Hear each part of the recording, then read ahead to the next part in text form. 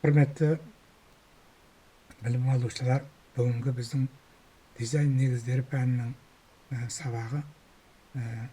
Бүгінгі тақырып киім дизайнындағы брендтер. Бренд бұл тек атау немесе логотип емес, ол дизайнерлік стиль, идея, сапа, мәдени тұтынушыны қамтитын жүйе. Қазақстанда да көптеген брендтер бар. Бренд қазақстандық брендтер деп бөлуге болады, шетелдік және қазақстандық брендтер деп бөлуге болады. Нарықтық стратегияға байланысты брендтер ұлттық мәдениеттің заманауи сәндік қызметін атқарады. Брендтер батыл әрі креативті стильдерменен танымал болған. Прада элеганттықты ұнатады. Шанель деген мысалы әйелдердің сымбатты ерекше көрінетін бренді болып табылады. Брендтер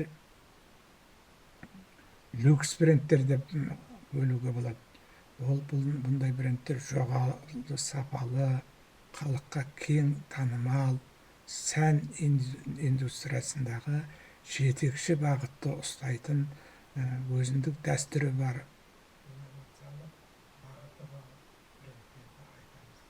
Мысалы, Прада бренді минимализм менен интеллектуалдық сәнді ұстанатын заманауи эстетикалық бағыты жоғары бағыттағы ерекшеліктеріменен көрінеді. Dior сәндік романтикалық салтанатты стильді ұсынатын жоғарғы білімдік, интеллектуалдық сипатыменен ерекшеленетін брендтер. Олар үшін бренд тек киім емес, әлеуметтік статуспенен жоғарыға талғамның стилін көрсетеді. Аудиториясы жастар, спорттық киім, күнделікті киім бағытында болады. Сол сияқты көптеген брендтердің түрлерін айтуға болады. Қазақстанда сән нарығының ерекшеліктерінің бірі сатып алушылардың жергілікті деңгейлерін жоғары болуы. Олар отандық брендтерді өте белсенді қолдайды. Ол өзі кезегінде брендтердің тұрақтылығына ерекше мән береді. Қазақстанда сән индустриясы соңғы жылдары біртіндеп дамып келе жатқан бір ерекше құбылыс деп айтуға болады. Жеңіл өнеркәсіп пен сән саласында қауымдастықтар стратегиялық жоспарға сәйкес жұмыс жасап, этно-мәдени стильде көптеген өнімдер шығарып келе жатыр. Сонымен қатар, мұндай бағытпен көркемдік құндылық қана емес, сонымен бірге коммерциялық тұрғыда да сұраныс алуда. Жергілікті дизайнерлерменен Нұр-Сұлтан, Алматыдағы отандық дизайнерлердің ұсынатын киімдері көркемдік арнайы дүкендерде сатылуменен ерекшеленеді. Нарықта шығуға және тұтынушыларменен байланыс орнатуға мүмкіндік береді.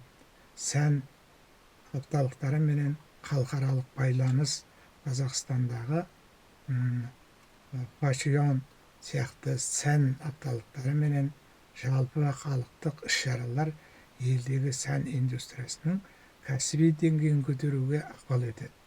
Бұл оқиғалар дизайнерлерге халықаралық қауымдастықпен байланыста трендтерді білуге және өз брендтерін кеңінен таныстыруға мүмкіндік алады. Нарықтық жағдайда қазақстандық стратегиялық, логистикалық шешімдер, соның ішінде теміржол инфрақұрылымының дамуы, сәндік өнімдердің тасымалдаудың жылдамдығын арттырады. Қазақстандық өндірістің экспорттық әлеуметтік сипатын арттыруға бағытталады. Көптеген қиындықтар мен перспективалар болғанына қарамастан, сән индустриясы әлі де шетелдік брендтердің әсерімен толық орнын таба алмай келе жатыр деп айтуға болады. Кейбір сарапшылар жергілікті дизайнерлердің өнімдерінің нарықтағы белсенділігі артып келе жатқанын айтады.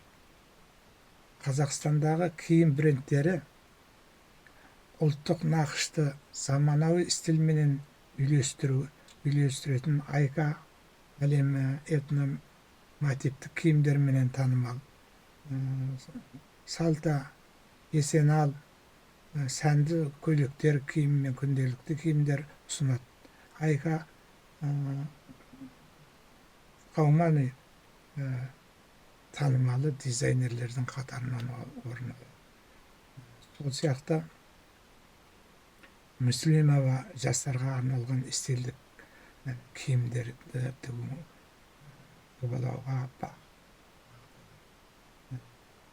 мінекей Қазақстанда киім брендтері ұлттық ерекшеліктермен дәстүрлі мәдени кодтарменен және заманауи сәнді біріктіретін отандық дизайнерлік компаниялар мен сән үйлері, олардың көбі ұлттық нақышты сақтау арқылы заманауи стильдерді ұсынады.